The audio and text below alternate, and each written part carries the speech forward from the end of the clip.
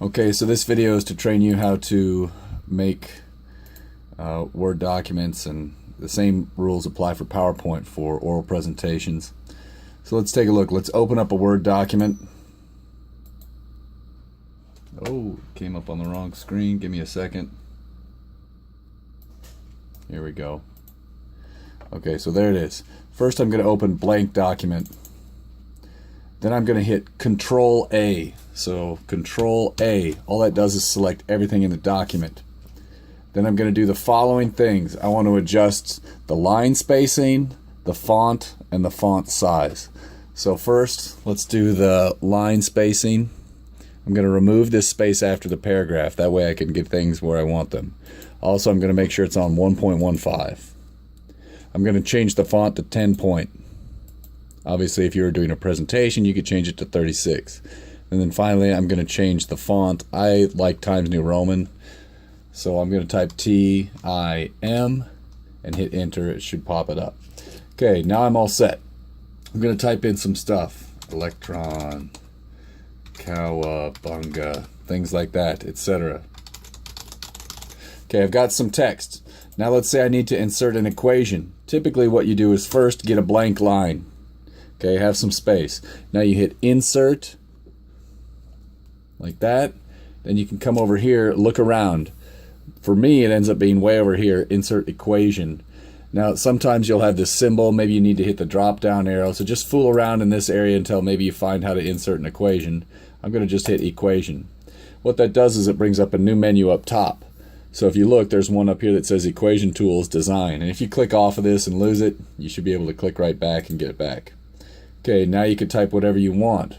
Let's say I want to do V initial squared. So here's one that gives me both a subscript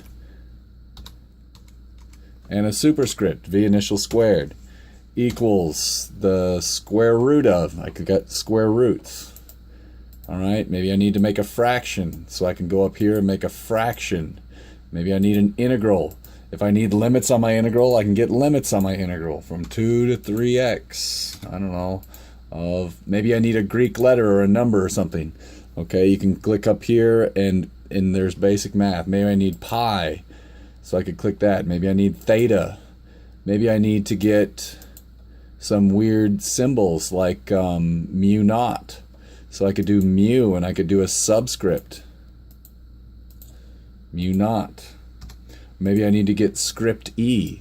So you go in here, you can get more Greek letters. I could get all kinds of capital. There's the ohm symbol if you need it. There's lambda, things like that. You could do this funky letter P for power, or this script E for EMF. All kinds of different stuff. You could make a vector here.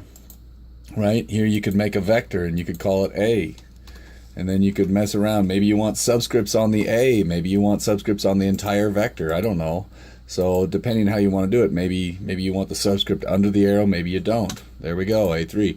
Okay, so that's how you can mess around making equations. Now let's say you need to make a graphic. Here's what I would do.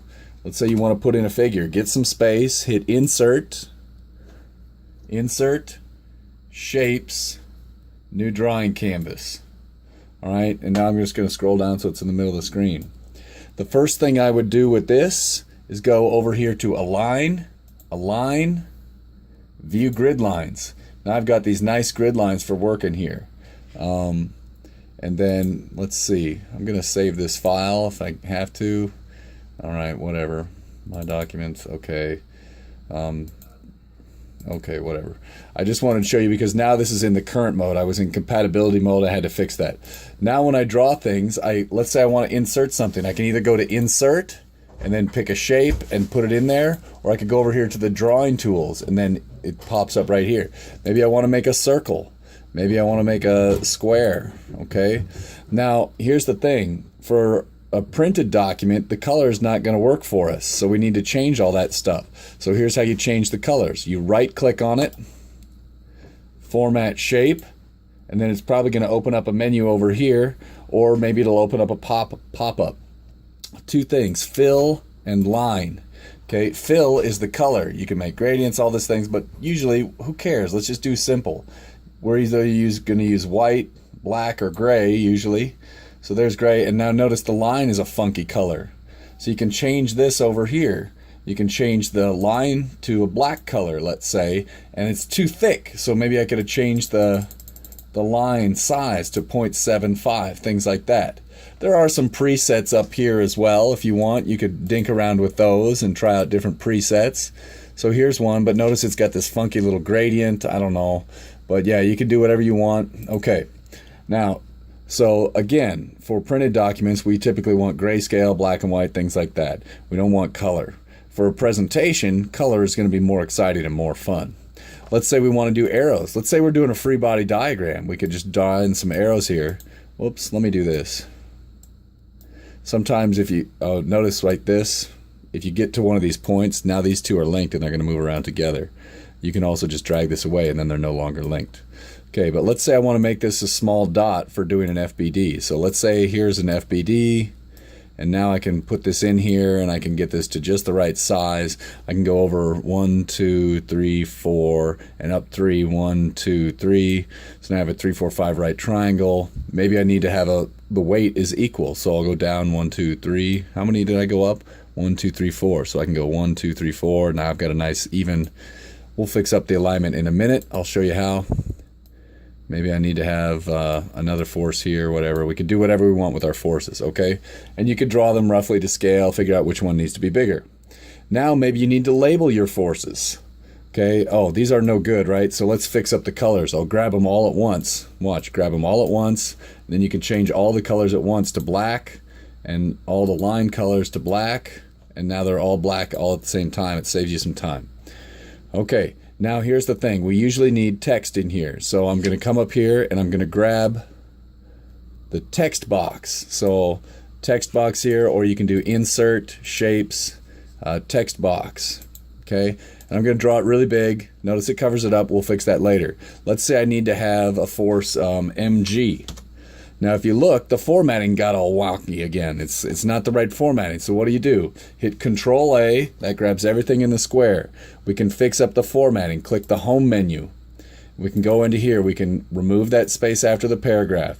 We can make it 10-point font. And we can make it Times New Roman again. And then, because these are variables, right, mg are variables in our equations, I'm going to insert an equation on that. And then it makes that a nice equation. So now I've got my right formatting. Anytime you have a variable, just hit Insert Equation. You'll always have the right formatting. Okay, now to get rid of this box, we right-click on the edge and format it. Format the shape.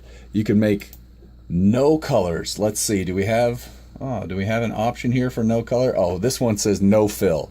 So you can either do no color or no fill, depending on which version of Word you're working with. So I'm going to do no fill. And then I'm also going to do no line. So you could do line color, no line if you're in that version. Now notice this is nice. Even though you have this really big box so you're not cutting off the text, you can slide this around.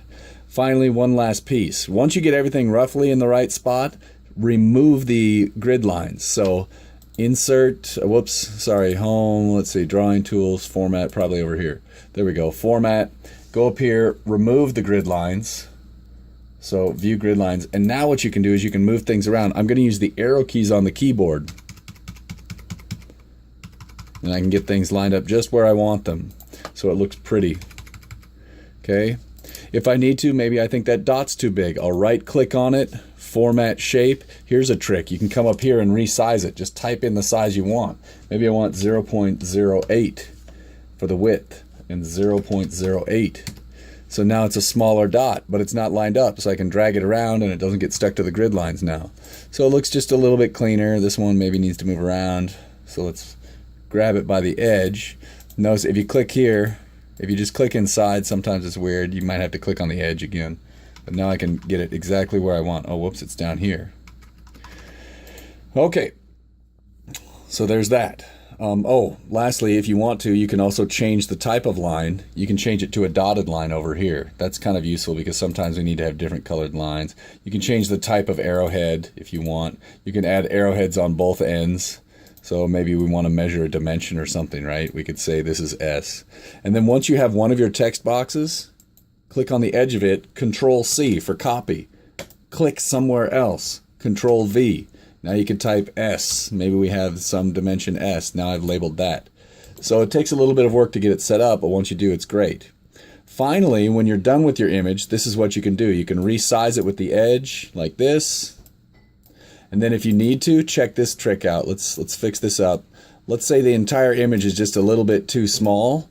You could right-click on the edge, hit Scale Drawing, and now when you drag this, the whole image rescales. And then when you're done scaling it, right-click and turn off the scale. And now when you do this, you're just changing the size of the canvas. So Scale Drawing changes the size of everything inside.